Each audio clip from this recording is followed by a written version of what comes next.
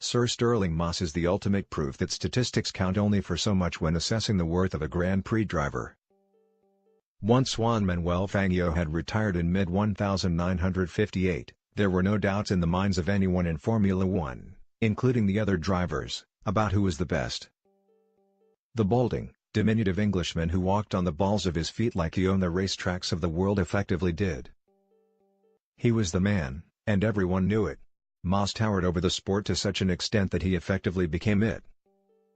He was known as Mr. Motor Racing. Such was the impact Moss made that more than 50 years after his enforced retirement he remains a household name. That Moss should have won the F1 driver's title is beyond doubt. He was far, far better than many who did. But for a combination of reasons, his resolve to drive for English teams wherever possible, his preference for privateer teams over factory ones, a racer's determination to put victory before all else, sheer bad luck, it never happened. He came closest in 1958. When he lost out on becoming Britain's first world champion to Ferrari's Mike Hawthorn by a single point despite winning 4 races to his rival's 1. In the denouement to that season, Moss also demonstrated another of the qualities that has lodged him in the collective memory, his sportsmanship. At the Portuguese Grand Prix, 3 races from the end of the season, Hawthorn was under threat of disqualification after being accused of reversing on the track.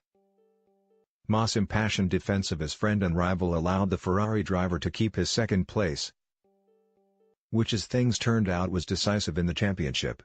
In the final race of the season, in Casablanca, Moss needed to win to give himself a chance of the title, and if he did, Hawthorn needed to be second to fend him off.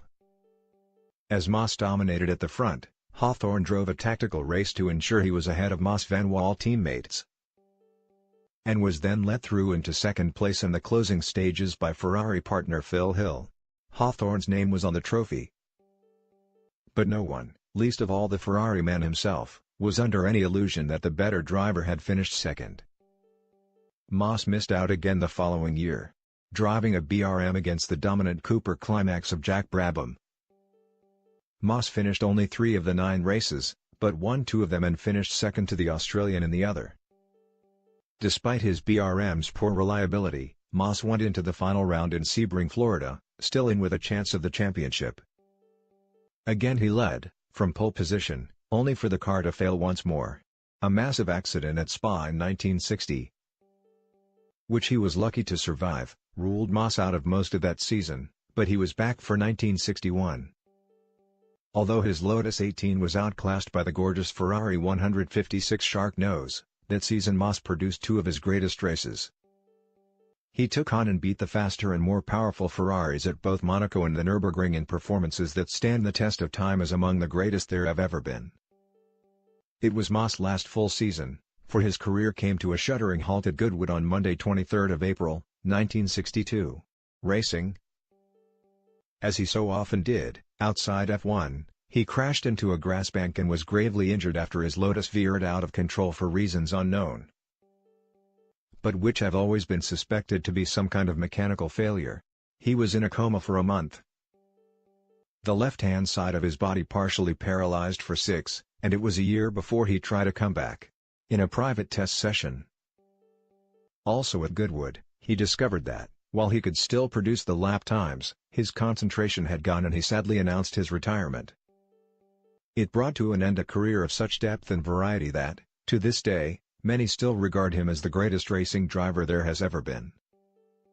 Partially, this view is based on his sheer versatility, at a time when Grand Prix drivers frequently raced in other categories. Moss excelled in everything he drove. Outside F1, he was never better than at the 1955 Mille Miglia, a road race covering 1,000 miles through Italy in the fastest sports cars of the time. Moss' drive on that event has passed into legend, with his co-driver, the journalist Dennis Jenkinson, reading pace notes from a roller map. Moss was in a position to compete on level terms with drivers who knew the route much better than he did. Driving a Mercedes-Benz 300 SLR, he won in a new record time, beating teammate Juan Manuel Fangio by nearly half an hour. It is that sort of performance that has led many to class Moss above Fangio, the dominant force of F1 in the 1950s.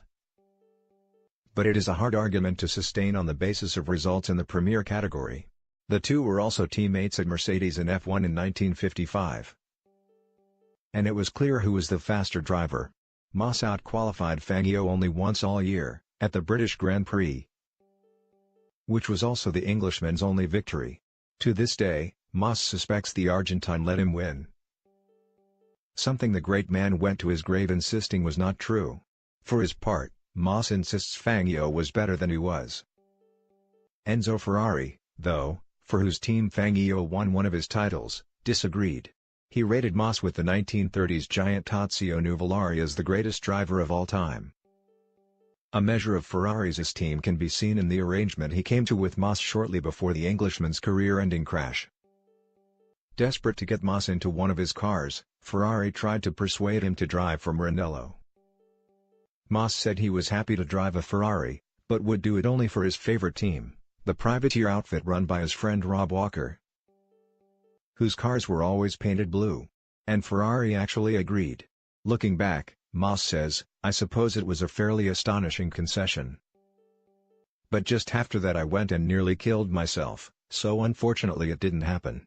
Ferrari was one of many who believed it a travesty that Moss did not win the world title. But the man himself saw it differently. For him, like Gilles Villeneuve 2 decades later, the most important race was the one he was in, and not being able to call himself world champion was of little matter. "To me," he once said, "the idea of driving for points goes against the whole point of racing. That's why I so admired Villeneuve's approach. If you're not trying to win at all costs, what on earth are you doing there? As far as I'm concerned, boy, any driver who's worth the name tries to win every race he runs. Eventually,